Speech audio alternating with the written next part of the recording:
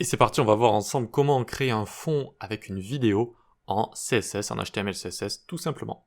C'est un bon moyen d'attirer l'attention et de capter l'attention du visiteur, et ça peut donner des très bons effets. Le tout, ça va être de le rendre responsive également, donc il faut que ça s'adapte à tous les écrans, et voilà, on va voir un peu comment utiliser cet élément vidéo. Donc je vous ai mis le code source sur GitHub, si vous voulez le prendre, si vous voulez le télécharger, hop, c'est par ici. Vous allez pouvoir coder avec moi avec le dossier Starter Files, et sinon vous avez le code source également ici. C'est parti, on va voir ça tout de suite. Donc, si vous téléchargez le code source, vous avez accès à ces deux dossiers. J'ouvre juste l'index et le style, et la vidéo se trouve ici dans Forest. Ok, donc on va pouvoir démarrer avec notre index HTML, je vais me mettre comme ça, donc il n'y a pas de script dans cette vidéo. Hop, je peux enlever ça.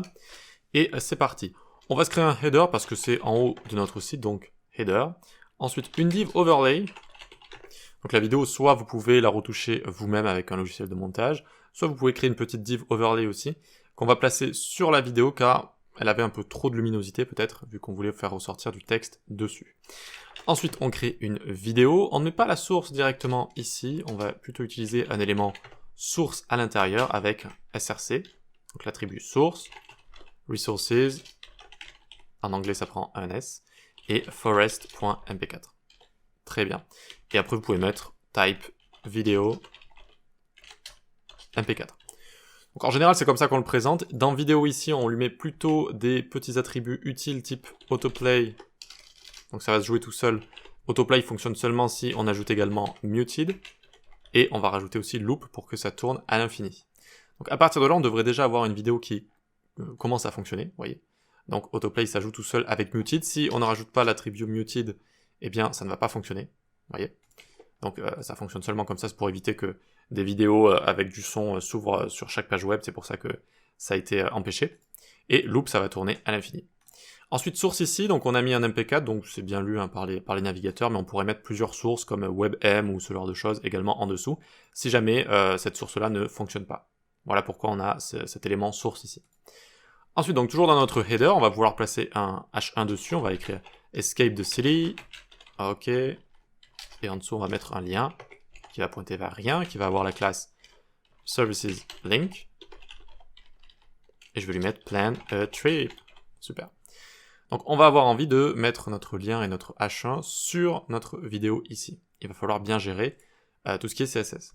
Ensuite en dessous on peut créer juste pour la forme un élément main, section, un paragraphe et un lorem 1000 par exemple, pour avoir 1000 mots du lorem ipsum. Super, donc ça c'est bon, pour notre HTML on est bon, on va pouvoir faire notre CSS.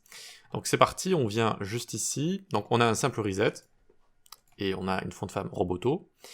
On vient ici envoyer notre header overlay, donc header overlay, juste ici. L'overlay c'est quelque chose qui est dessus, donc ça va être une sorte de filtre, si vous voulez, qu'on va créer nous-mêmes.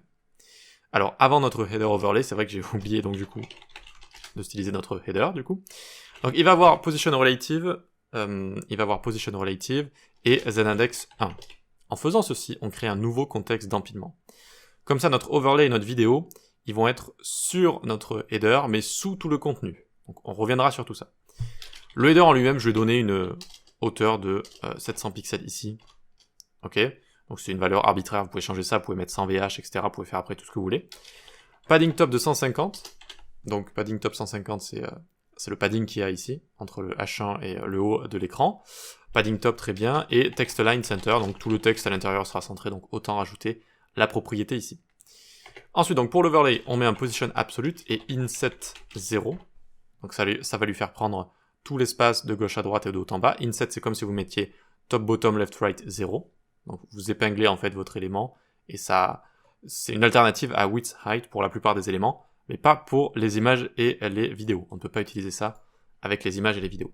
Donc comme je l'avais dit, on veut le mettre sous tout le contenu, mais toujours sur le contexte d'empilement parent. Donc on va lui mettre zindex-1. Donc ça crée également un nouveau contexte d'empilement. Zindex-1 essaye de... c'est pas essaye, ça le met sur le contexte d'empilement parent. Ça peut être soit header, soit si vous n'avez pas de contexte d'empilement parent, ça se met directement sur l'initial block, le bloc initial, dans lequel tous vos autres éléments sont placés. Voilà. Donc là, vu que j'ai un parent qui est un contexte d'empilement, ça vient se placer dessus, et ça vient se placer, vu que j'ai mis z-index-1, sous tout le contenu. Je prévois de faire une vidéo bientôt sur l'affichage des différents éléments, le painting order, l'ordre de peinture des différents éléments dans un contexte d'empilement. Vous allez voir que c'est assez intéressant. Donc on continue, et on reviendra aussi dessus un petit peu plus tard. Donc là, c'est un overlay, on l'utilise simplement pour avoir une couleur un peu plus sombre. Donc je mets 30, 30, 30, 32 ici. Et donc ça va nous permettre, vous voyez, de ce petit gris que vous voyez au-dessus, ça va être notre overlay. Donc pour l'instant, il n'est pas bien placé, mais plus tard, il le sera. Donc la vidéo en elle-même, c'est parti. Header, vidéo. On lui met position absolute. On a envie qu'elle soit placée à top 0, left 0 du header. D'accord, donc en haut à gauche. Boum, ça l'a placé. Ensuite, on va lui mettre une width et une height de 100%. Mais, vu que c'est un élément... alors, c'est vrai que c'est un élément qui va être comme ça... non, j'ai pas besoin de mettre display block. Non, j'ai rêvé. On peut directement lui mettre object fit cover pour qu'il couvre bien, alors pas contain, mais cover, pour qu'il couvre bien l'espace qui soit alloué. Quitte à cropper sur les côtés ou au-dessus, mais en tout cas, ça va bien couvrir l'espace avec les bonnes dimensions de l'image, avec le bon ratio, aspect ratio. Super, super. Donc, il nous manque une dernière chose. Je vais lui mettre ici z-index-2. Comme ça, vous voyez qu'il est sous le contenu ici. Maintenant, le contenu est apparu ici. Et c'est devenu un peu plus grisâtre également. Regardez, si je le mets pas, c'est peut-être un peu trop lumineux si on veut mettre du texte dessus. Tout dépend de ce qu'on veut faire dessus. Hein. Mais du coup, c'est pour ça que j'ai créé mon overlay. Là, regardez, hop, je rajoute. Il y a le texte qui est apparu là. Et c'est devenu un peu plus gris. Un peu plus gris parce que j'ai créé mon overlay. Encore une fois, vous pouvez aussi le faire avec un logiciel de montage si vous voulez au préalable. Sur votre vidéo. Ok, donc c'est bon pour ça. Super. Donc là, j'utilise width et high parce que inset, cette petite astuce ne fonctionne pas avec les vidéos et les images. Ensuite, donc, on va pouvoir styliser le H1. Color F1, F1, F1. Donc là, c'est plus que du style, hein, c'est font weight du gras, hop. Font size, on envoie du 92 pixels. Donc j'ai pas fait de choses trop responsive, etc. C'était juste vraiment pour l'exemple. On a quand même du blanc sur un fond qui est quand même assez lumineux, donc on va essayer de le faire ressortir avec text shadow. 2 pixels sur X, 2 pixels sur Y, 0 pixels de flou, couleur 1, 1, 1, comme ça. Ça permet de le faire légèrement mieux ressortir. Donc pour le faire mieux ressortir, on peut aussi faire en sorte que notre overlay soit un peu plus foncé. Et vous voyez que ça le fait un peu plus ressortir. Vous avez plein de manières de faire. Et j'avais mis un text transform uppercase. Uppercase comme ça. Voilà. Escape de stylé. Ok, super. Ensuite, notre petit lien que j'avais en dessous, on peut le styliser aussi si on veut. Services link. Display inline block. Inline block. Donc pourquoi inline block? Pour pouvoir lui mettre min width 125. Parce que de base c'était un lien, donc inline block, maintenant ça peut avoir min width. Vous allez voir que finalement ça sert pas à grand chose. Donc la couleur ça va être E, c'est du gris. Le font size ça va être 20 pixels, donc la taille. Et en fait de base j'avais voulu créer une sorte de bouton lien. Donc j'avais voulu créer c'est un lien ici mais avec l'aspect visuel, l'interface d'un bouton. Donc c'est pour ça que j'avais utilisé inline block et min 125, mais finalement je m'étais dit un lien comme ça, pourquoi pas. Ça allait également. Bon, on peut faire quelque chose de mieux que ça, hein, mais finalement ça allait aussi. Donc pas besoin de display inline block là. Voilà. Parfois il y a des résidus du passé comme ça dans notre code qui restent. Voilà, et puis pour terminer le texte en dessous, avant de revenir sur un peu ce qu'on avait vu précédemment, un peu de padding sur le main, à gauche et à droite. La main section, on va lui mettre du padding en haut et en bas, 75 pixels, 0 à gauche et à droite. Toujours la technique du max width, 1100 pixels plus margin 0 auto, pour créer un container au milieu. Donc vous voyez qu'on a 1100 pixels de largeur et marge sur les côtés. Et ensuite donc juste le paragraphe histoire de... Hop, line height, on va lui mettre 1.4 pour augmenter la hauteur de ligne. Et le font size, on va lui mettre par exemple 18, même si je ne vous conseille pas de laisser un article de blog présenté de cette manière-là. Essayer de mettre des titres, etc. et du gras et toutes sortes de choses. Hein. Personne va lire un pavé comme ça, mais c'était juste pour mettre du texte. Voilà, donc on a notre joli petit exemple juste ici. C'est très sympa. On aurait pu mettre également, au lieu de 700 pixels, 100 VH. D'accord, donc ça aurait pris tout l'espace ici. Donc on aurait peut-être pu mettre un texte un peu plus grand et un peu plus vers le bas, mais voilà, vous comprenez le principe. Donc là, j'ai mis 700 pixels.